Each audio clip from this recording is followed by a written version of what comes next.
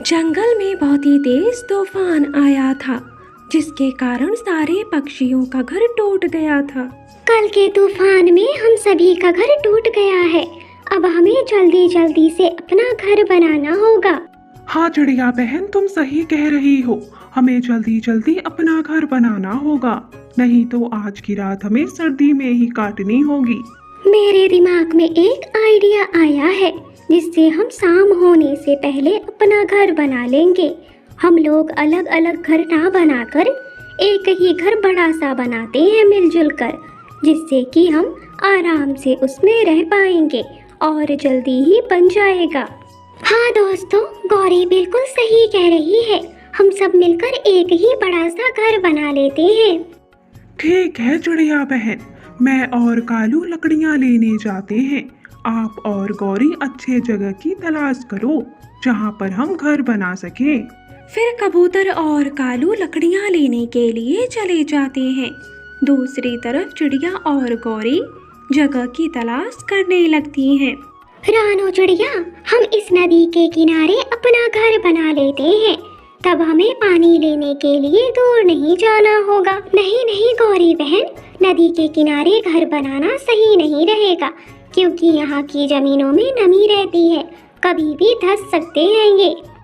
ठीक है फिर चिड़िया, तुम अपने हिसाब से कोई अच्छी सी जगह देखो जहाँ हम घर बना सके। फिर रानो चिड़िया और गौरी एक अच्छी सी जगह की तलाश कर लेती हैं। कालू और कबूतर भी लकड़ियाँ लेकर आते हैं। चिड़िया और गौरी अपना घर बनाने लगती हैं। शाम तक वो लोग अपना घर बनाकर तैयार कर देते हैं। घर बहुत ही बड़ा और सुंदर बना था। अरे वाह दोस्तों, हमारा घर तो कितना सुंदर बना है। हमें एक साथ मेहनत करनी चाहिए। अरे हाँ गौरी, ये सब तुम्हारे सुझाव के कारण ही हो पाया है, वरना कहाँ हो पाता। एक साथ मिलजुल कर करने से बहुत जल्दी काम होते हैं। फिर वो सब अपने घर के अंदर चले जाते हैं। कितना अच्छा लग रहा है कि हम सब पड़ोसी एक ही घर में एक साथ हैं। बहुत अच्छा लग रहा है। मुझे तो ये घर बहुत अच्छा लग रहा है। जी कर रहा है बस इसे देखती ही जाऊं। इस तरह बातें करते हुए वो तीनों सो जाते हैं, लेकिन गौरी को तो नींद नहीं आती है। काश ये घर मेरा खुद का अकेले का होता, तो मैं इस घर की मालकिन होती। कितना अच्छा होता। लेकिन ये चिड़िया कबूतर भी इस घर के बराबर के हकदार हैं। मैं क्या करूं? ऐसा कहकर गौरी भी सो जाती है। अगली सुबह चिड़िया और कबूतर जल्दी उठ जाते हैं। चिड़िया, ये दोनों तो अभी तक सो रहे हैं। मैं इन्हें जगा देता हूँ, फिर हम साथ में भोजन लेने चलेंगे। अरे कबूतर भैया, रहने दो इन लोगों को। चलो हम चलकर भोजन लाते हैं और इनके लिए भी लेते आएंगे। ऐसा कहकर चिड़िया और कबूतर वहाँ से चले जाते हैं। उनके जाते ही गौरी कौवी उठ जाती है और कालू कौवे को उठाकर कहती है, कालू जी, ये घर मुझे बहुत अच्छा लग रहा है, लेकिन इस घर में मुझे वो दोनों अच्छे नहीं लग रहे हैं। गौरी, एक घर में एक साथ रहने का सुझाव तो तुम्हारा ही था, पर अब तुम ऐसे क्यों बोल रही हो? वो तो मैंने इसलिए कहा था ताकि हम लोगों का घर जल्दी से बन जाए, वरना ऐसा घर तो हम लोगों से कभी नहीं बनता।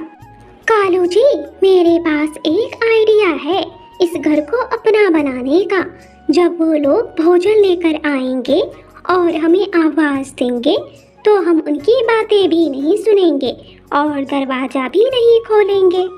शाम भी हो जाती है।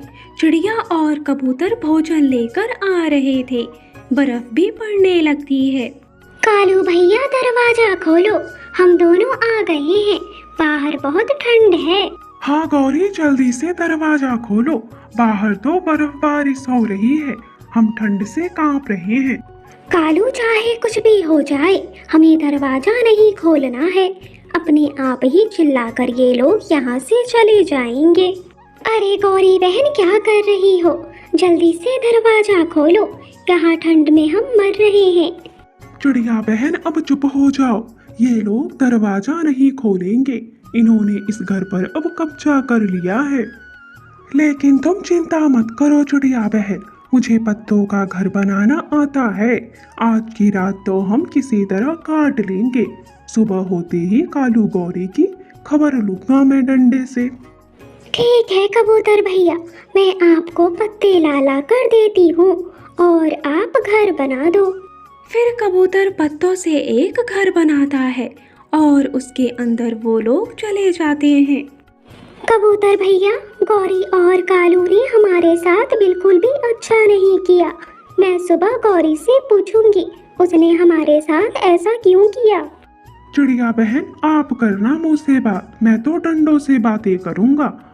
अगली सुबह भी हो जाती है। कबूतर घर के सामने डंडा लेकर बैठा था। जैसे ही कालू गौरी दरवाजा खोलते हैं वैसे ही वो डंडों से उनकी पिटाई करना शुरू कर देता है। अरे बचाओ, कोई बचाओ, इस कबूतर ने तो हमारे पंख तोड़ दिए, हमारे पंख तोड़ दिए। इस तरह कालू गौरी को उनके किए की सजा मिलती है।